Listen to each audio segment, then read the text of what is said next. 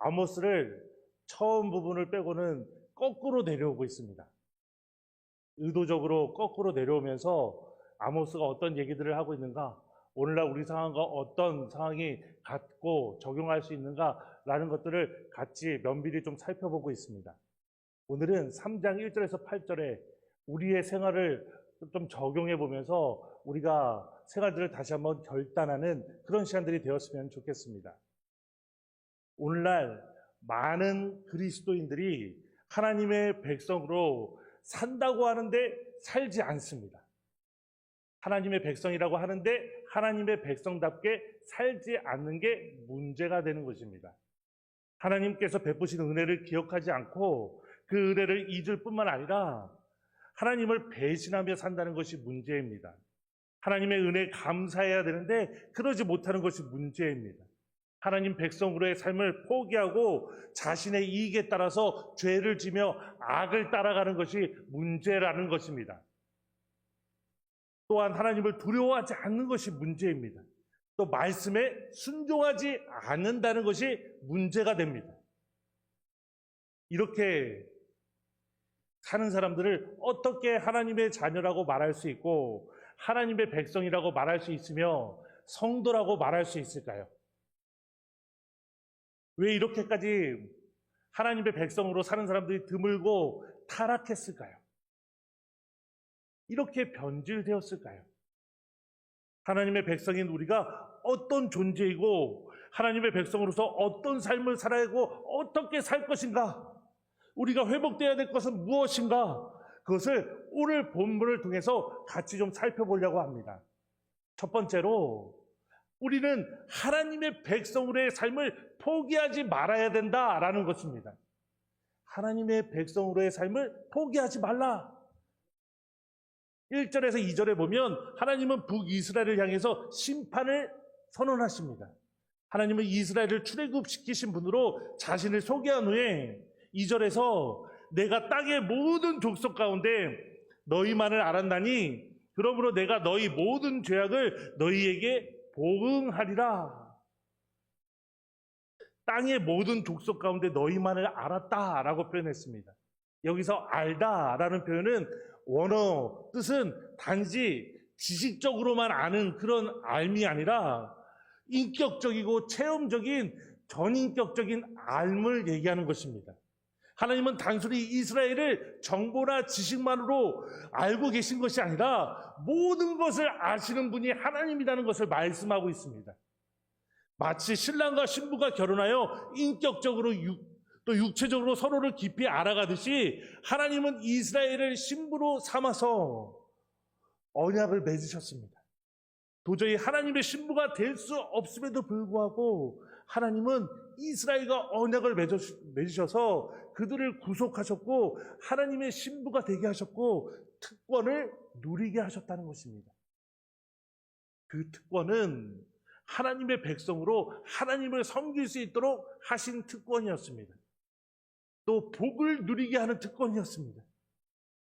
이런 것을 주신 이유는 이스라엘을 너무나 사랑하셨기 때문에 그렇게 하신 것입니다. 원문을 보면 2절 원문을 보면 너희만을 내가 알았다라고 합니다. 너희만을 내가 알았다. 너희만을이라고 합니다. 강조의 의미입니다. 하나님의 사랑이 이스라엘만이 알았다는 것을 강조하고 있는 것입니다. 하나님은 이스라엘을 사랑하셨고 이스라엘만 아셨고 그들에게 구속의 은혜와 복을 내리셨습니다. 많은 특권을 주셨습니다. 이스라엘은 이런 하나님의 은혜에 감사하면서 하나님의 신부로서 하나님을 잘 섬겨야 되는데 또 하나님이 원하시는 삶을 살면 되는데 문제는 북이스라엘이 죄를 지었다는 것입니다. 어떤 죄를 지었냐면 아모스 2장 6절에서 16절에 보면 이렇게 얘기하고 있습니다. 간략하게 제가 요약해서 얘기한다면 인신매매의 죄를 짓고 탐욕을 짓고 포악하고 성적 타락의 죄를 짓고 가난한 자들에게 자비를 베풀지 않고 우상을 숭배하고 하나님의 나시린과 선지자들을 탄압하고 말씀 선포하는 일을 방해했다라고 했습니다. 한마디로 북이스라엘은 온갖 더러운 죄가 가득한 그런 죄덩어리였다라고 표현하고 있는 것입니다. 하나님의 선택을 받고 하나님의 자녀로 하나님의 백성으로 부르심을 받은 공동체로 살아가는 모습이 아니었다라고 하는 것입니다. 이에 대해서 하나님은 너희 모든 죄악을 너희에게 보응하겠다라고 했습니다. 배신한 이스라엘을 하나님은 반드시 심판하시겠다고 선언하고 있는 것입니다. 하나님이 북이스라엘을 심판하신 이유는 분명합니다. 언약 백성으로서 하나님의 백성이 되고 하나님의 사랑을 받은 존재였는데 그 특권을 포기했다는 것입니다. 언약을 스스로 파기했다는 것입니다. 특권을 누리고 있는 만큼 책임을 지지 않았다는 것입니다. 북이스라엘은 하나님의 신부로서 삶을 살지 않았다는 것입니다. 그래서 하나님은 심판을 선언하고 계신 것입니다. 그런데 이 말씀은 오늘날 우리에게도 동일하게 적용되고 있습니다. 하나님은 우리를 구원하시기 위해 예수님을 희생시키셨습니다. 예수님의 피로 우리를 정결하게 씻어주셨고 너는 내 백성이다 라고 말씀하셨습니다. 하나님의 신부로 하나님만 섬기고 하나님만 사랑하고 하나님 말씀에 순종하면서 거룩한 삶을 살라고 말씀하셨습니다. 아무에게나 주는 특권이 아니라 성도로서 또 하나님의 사람으로서 하나님의 자녀로서 그 특권을 우리에게 허락하셨다는 것입니다. 그렇기 때문에 우리의 정체성은 하나님의 백성으로 거룩한 삶, 말씀과 기도로 거룩한 삶을 살려고 애쓰는 믿음을 이루어가려고 하는 그 모습을 가지려고 노력해야 하는 것입니다. 죄를 짓지 말아야 합니다. 우상숭배, 탐욕, 포악, 성적 타락 모든 죄를 끊어버리고 회개하면서 하나님만 섬기고 하나님을 위해서 가고 하나님을 따라가는 하나님의 뜻에 순종하는 그런 모습이 있어야 되는 것입니다. 자신의 정욕대로 살아가는 것이 아니라 세상의 물질과 명예와 쾌락을 더 사랑하는 것이 아니라 각자의 우상 숭배로 하나님 이외에 다른 것을 더 의지하는 것이 아니라 하나님만을 섬기는 삶, 하나님만을 따라가는 삶, 그것이 정상적인 삶이 되는 것입니다. 거룩을 포기한 채 죄를 지으며 살아가는 것은 문제가 있는 것입니다. 자신의 옳은 대로 하는 것은 문제가 있는 것입니다. 이 결과는 너무나 비참하다는 것입니다.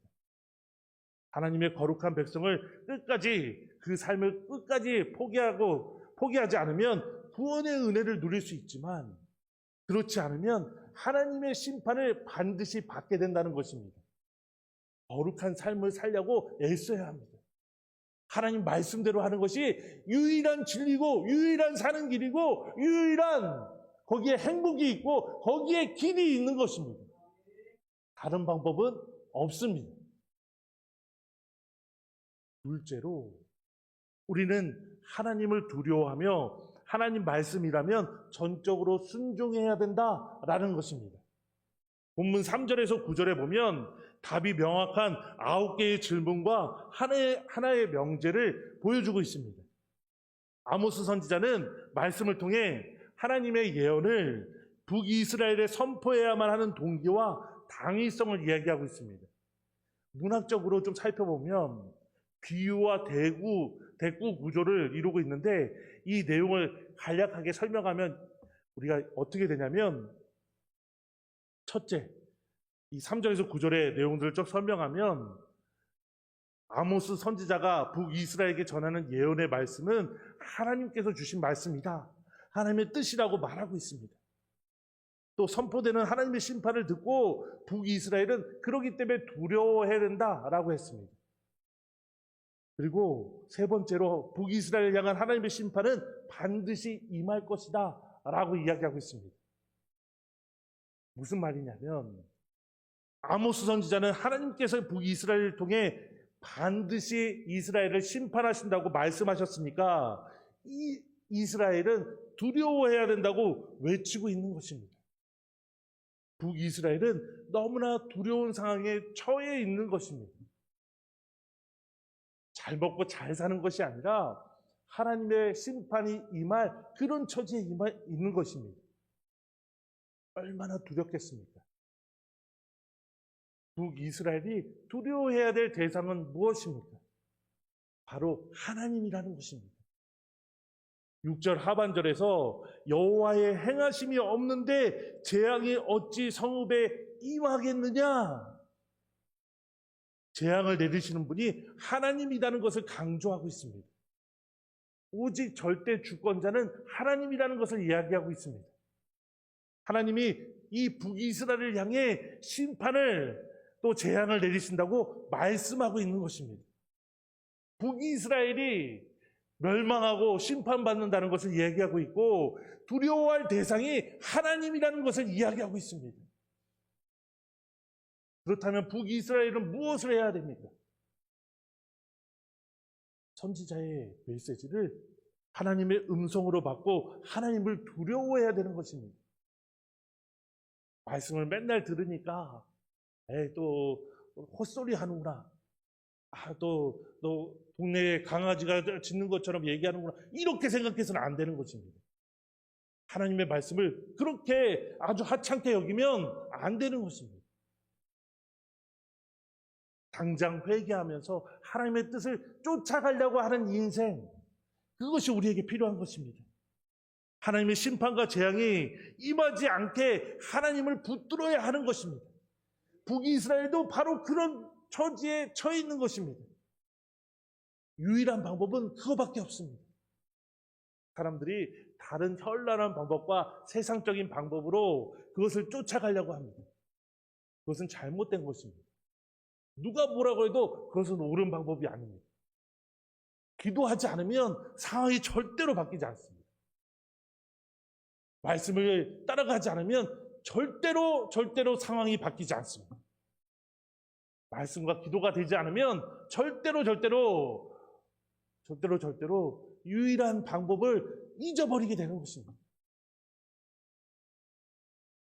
그런데 문제는 북이스라엘은 돌이키지 않았다는 것입니다. 하나님은 북이스라엘에게 돌이킬 수 있는 수많은 기회를 주셨음에도 북이스라엘은 회개하지 않았습니다. 이것을 아모스 4장 6절에서 11절에 표현하고 있습니다. 너희가 내게로 돌아오지 아니하였다. 여호와의 말씀이니라. 5번이나 동일하게 얘기하고 있습니다. 여러 번 경고했음에도 불구하고 돌이킬 수 있는 기회를 주셨음에도 불구하고 회개하지 않았다는 것입니다. 회개의 기회를 붙잡지 않고 계속해서 하나님을 대적했다는 것입니다. 신앙의 회복을 관심 있어 하지 않았다는 것입니다. 믿음으로 순종하는 삶을 포기했습니다. 절대 주권자이신 하나님을 두려워하지 않았습니다. 그래서 하나님은 심판을 선언하고 있는 것입니다. 그렇다면 오늘날 우리에게도 이 말씀은 동일하게 적용된다는 것입니다. 우리가 진정 두려워해야 될 대상은 누구인가? 우리가 생각해야 합니다. 바로 하나님이라는 것입니다. 창조주이시고 구원자이시고 모든 것을 다스리시는 통치자이시고 절대 주권자, 우리 하나님이라는 것입니다. 하나님이 말씀하시면 피조물들은 무조건 따라야 하는 것입니다. 하나님 말씀에 불순종하는 것은 곧 죄라는 것입니다. 죽음으로 심판을 받아야 하는 것입니다. 하나님은 아모스 선지자를 통해 북이스라엘에게 회개의 기회를 주셨습니다. 선지자의 메시지를 하나님의 말씀, 하나님의 음성으로 받고 회개했어야 하는 것입니다. 그러나 북이스라엘은 말씀으로 받지 않았다는 것입니다. 그래서 무서운 심판을 받게 되는 것입니다. 우리는 하나님을 두려워해야 합니다. 하나님 말씀인 성경을 하나님의 음성으로 받아야 되는 것입니다. 그 믿음을 가져야 되는 것입니다. 누가 뭐라고 해도 말씀대로 가야 하는 것입니다. 교회가 괜찮은 교회다.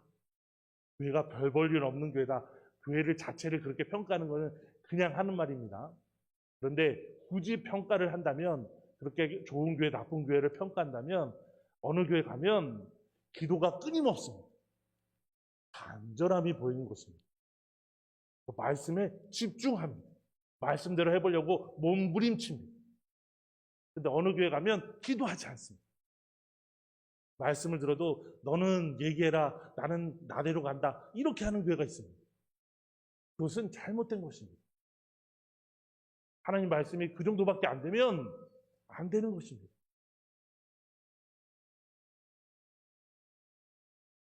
늘 기도하면서 하나님 말씀을 하나님의 음성으로 여기면서 읽고 묵상하는 삶, 또 하나님의 말씀을 인정하고 또 엄숙하게 데살로니가 교회처럼 성도는 선포되는 하나님의 말씀을 하나님의 말씀으로 받고 순종하는 삶, 또 간절하게 기도하며 말씀대로 좀 따라가 보려고 하는 삶, 하나님의 뜻을 이루어가려고 하는 삶, 그런 모습이 몸부림이 있어야 되는 것입니다.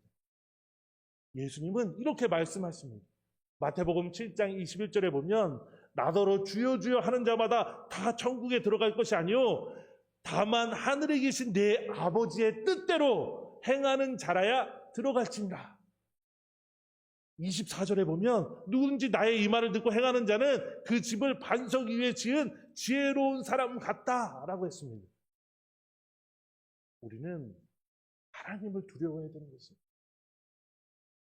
아모스가 북이스라엘의 심판을 선포할 때 저거는 몇천 년 전에 이스라엘에게만 얘기한 그런 얘기야, 이게 아니라는 것입니다.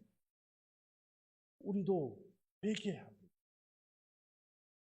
기본으로 돌아가야 합니다. 말씀과 기도로 가야 되는 것입니다.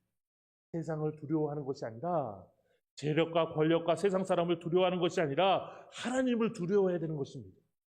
죄를 멀리하고 말씀에만 순종하는 삶, 또 하나님 뜻대로 좀 해보려는 몸부림, 그래야 그 자리에 있을 때 잘하였다, 착하고 충성된 종으로 칭찬받으면서 참된 안식을 누리게 되는 것입니다. 하나님이 우리를 거룩한 백성, 성도라 불러주셨습니다. 어떤 환경에서도 우리는 하나님의 백성으로 살아야 되는 것입니다. 어떻게 살 것인가 결단해야 합니다. 늘 똑같을 것인가, 맨날 비실비실하고 맨날 주저앉고 맨날 아무것도 아니고 그렇게 살 것인가. 한 사람 한 사람이 부족할 수 있지만 그래도 최선을 좀 다해보고, 그래도 좀 간절하게 기도해보고, 하나님께 좀 매달려보고, 하나님 말씀대로 좀 순종해보려고 노력하고, 우리가 그런 삶이, 그런 야성들이 좀 있었으면 좋겠습니다. 지금도 잘하고 계십니다.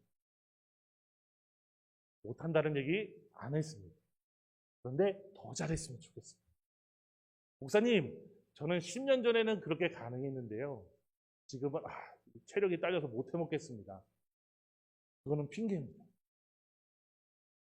그건 핑계입니다. 또 때에 맞게 기도해야 합니다. 또 말씀을 들으려고 따라가려고 애써야 합니다. 왜 못합니까? 하나님이 부르시기 전까지는 그런 얘기 해서는 안 되는 것입니다. 믿음의 야성으로 말씀과 기도를 더 집중했으면 좋겠습니다. 할 수 있습니다. 하나님이 함께 하시면 할 수 있습니다. 우리가 하나님의 말씀인 성경을 음성으로 받고 또 묵상하고 따라가려고 노력하고 간절하게 기도하고 그런 삶이 계속 이어졌으면 좋겠습니다. 우리 같이 기도하겠습니다.